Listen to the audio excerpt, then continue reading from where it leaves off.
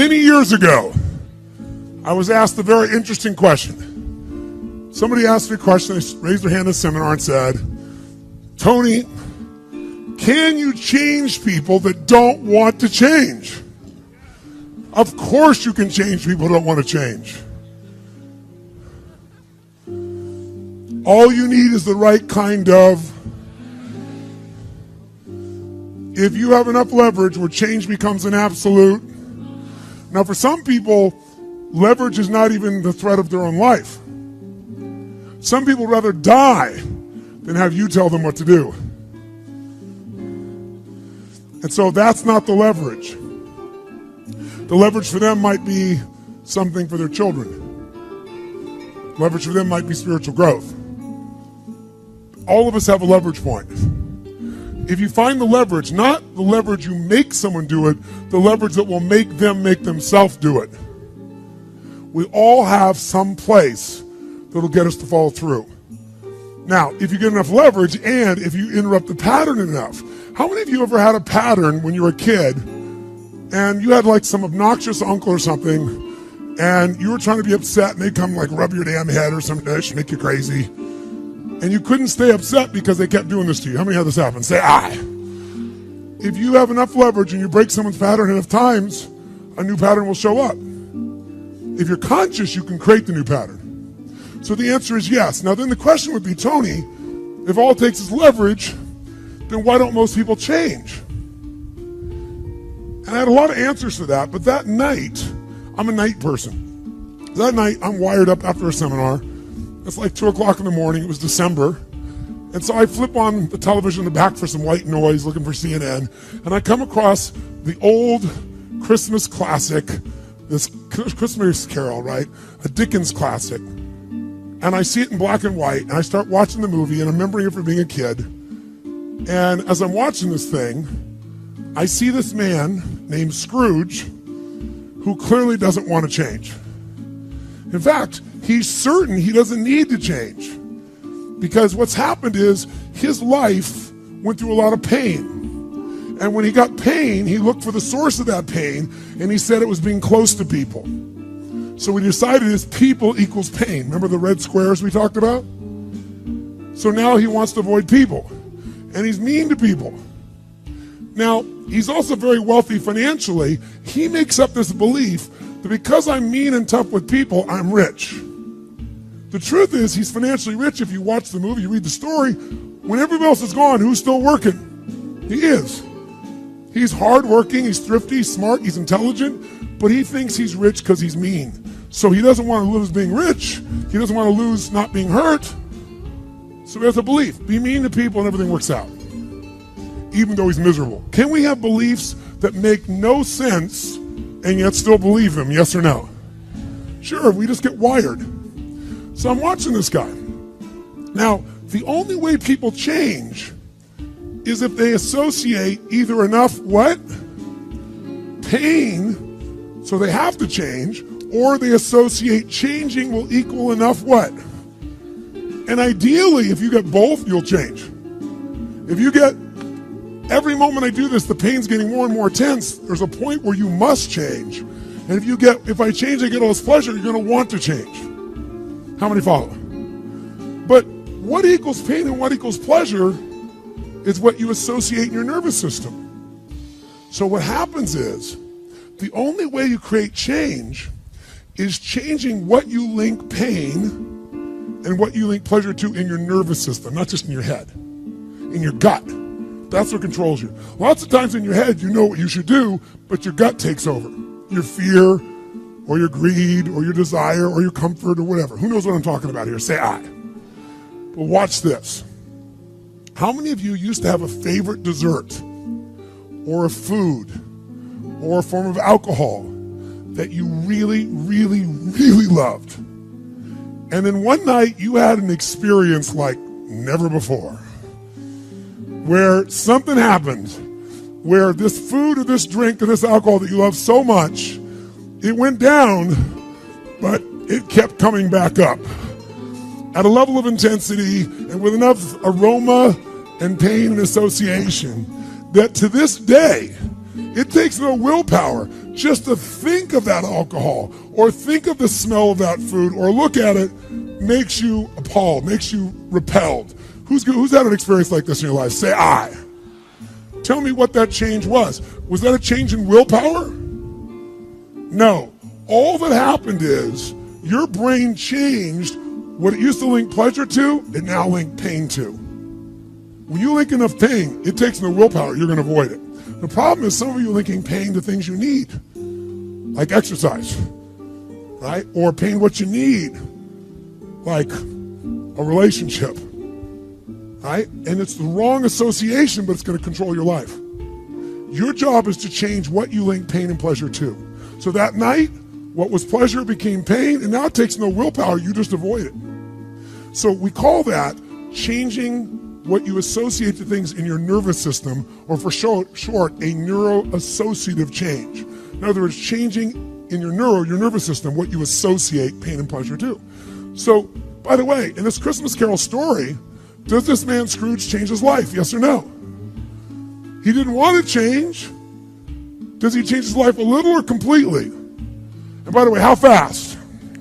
At a heartbeat, in one evening. How does it happen? 3 neuroassociative conditioning specialists show up at his house. Right? 3 ghosts show up, and what do? They get him to link a massive, unbearable amount of what? To all the things he did in the past around people. Then they go to everything he has in the present, pain, and everything in the future, pain, till there's so much, there was nowhere to escape. Here's the other reason why people don't change. Because right now, my relationship's in pain. But it was good in the past. So you escape having a change by remembering a good time. Or I might be coughing and having these problems with cigarettes right now. But you know what? George Burns lived to be 102. He smoked cigars, by the way. And he's 1 out of 10 billion people that pulled that off. But let's not confuse ourselves with ratios. So you make up what the future is. If your present is painful, you can escape to the past and get out of the pressure to change. How many follow this? Say I. Or you can escape to a future because no one knows what it is for sure and you can make it up. But if your brain links it's been painful in the what? Past, in the, and it's even worse in the, it'll change like that. Who here has ever stayed in a relationship that you knew was not right for you? It wasn't right for you, it wasn't right for them. Who has ever stayed in a relationship way too long? Who's done this before? Raise your hand. Say I. It wasn't good for you, it wasn't good for them, yet you stayed. Why? Why? Because even though it's painful in the present, what'd you do? You said, it'll get better over there in the future. Who finally changed? Who here finally changed that? Say I. How'd you do it? Your brain went, it's painful now, it was painful in the past, it's going to be worse in the future, that's it. That's what I call a Dickens pattern. When you lock in pain in all those places, there's no place to escape, so you change. It's like if you put a wall here, and a wall here, and we close them in on you, amazingly, you'll move forward. That's what we're talking about. Giving yourself leverage on yourself that way, not having someone else do it to you, you do it to yourself. That's when you got the power again. How many get it? Say I. This could be the greatest time you ever live if you control what you focus on, if you find a more empowering meaning, and if you decide to model the actions of those who succeeded before you. It can be the best financial time, the best emotional time, the best spiritual time of your life, but you better take control of your state. And if you think you're going to do it just by today, you're wrong. You're going to need to get yourself some rituals. Right now, every one of you in this room is controlled by your rituals. I don't just mean this one. I mean, every morning you get up. I know your body. I can look at your body right now, and I can guess your rituals. Some of you, your rituals to work out 5 times a week, I can see it clearly. 4 to 6 times a week, it's obvious. Because you couldn't look like that if you didn't do that. Some form of workout. I don't care if it's walking, lifting, whatever. Some of you, it's obvious that lifting weights is part of it. You can see by that man's muscles. I know what his rituals are. Because your life comes from your rituals. If you don't develop the ritual, you're kidding yourself. How many agree with me on this? Raise your hand, say I. And there are rituals that put you in state, and there are rituals that take you out of state. You have rituals in your relationship, you have rituals with your body, you have rituals around your finances, and the rituals that worked in the reaping time of fall in the markets and in business and in real estate, those rituals won't work now. If you do the right thing at the wrong time, you get pain. I'll say that again. If you do the right, you go, but Tony, I'm doing the right thing, but I'm not being rewarded. If you do the right thing at the wrong time, you don't get rewarded, you get pain. So you better do the right thing at the right time, and to do that, you better know what season you're in, and to do that, you better learn how to change your state, how to take control of your own conditioning. That's what I live for. Does this make sense to you, yes or no? Come on, guys, yes or no? So now it's time to train yourself to do that. I'll show you how fast it can change. Try this just for a second. I want to show you what you can do with just focus. Try this for a moment. I'm going to give you a test. Sit up in your chair with some energy. Make sure your buddy next to you is in a strong state. If or otherwise, adjust their state. Come on, change their physiology, whatever they got to do. See if they're ticklish. That might help. Now do this. I want you to look around this room right now and find everything in this room that you can find that is brown as fast as you can. Look for brown, look for brown, look for brown, look for brown. Look around you, look for brown, look for brown, look for brown. Okay, close your eyes. I'm going to give you a test. With your eyes closed now, shout out loud everything you saw that was red. If you see a lot more brown right now than red, say yes. Open your eyes. Look for red now. I want you to really look for red. Look for red, look for red, look for red. Anything you can find that's red, look for red. All around you, look for red. Raise your hand if you found more red this time and say I. Why did you find more red this time? Because seek and you shall. That's right. Whatever you focus on, you're going to find it. In fact, let me tell you something. You'll even find it when it's not there. How many saw burgundy, called it red, just so you could have more things you counted? Raise your hand, say, I, come on. See, whatever you're looking for, you're going to find.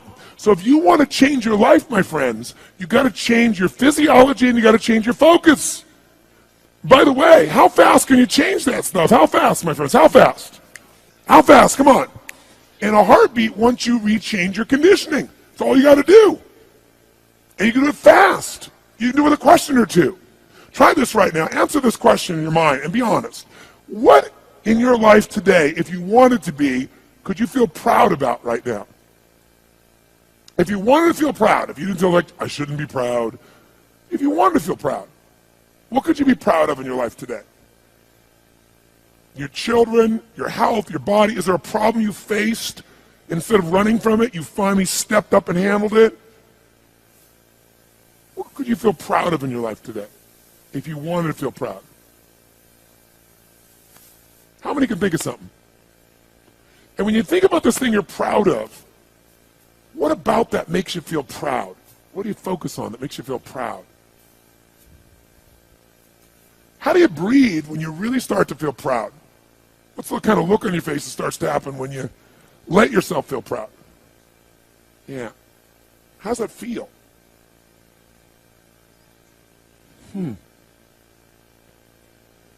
Think of another area of life. Think of an area of life that you're grateful for. Or if you go, I'm not grateful. If you wanted to be grateful, what's an area you could feel grateful for? What could you feel grateful for if you really wanted to feel grateful? How many can think of something you can feel grateful for? Let me see your hands.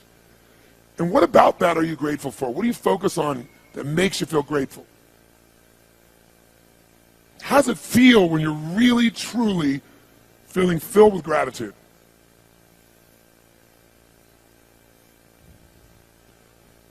Here's one.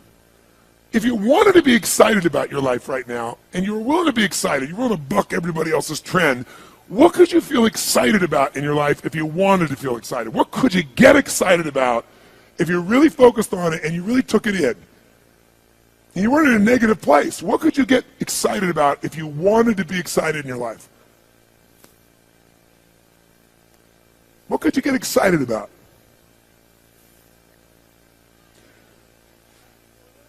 How many of you can think of something you feel excited about right now? Raise your hand. Let me see your hand. Say I. When you're really excited about it, what about that excites you?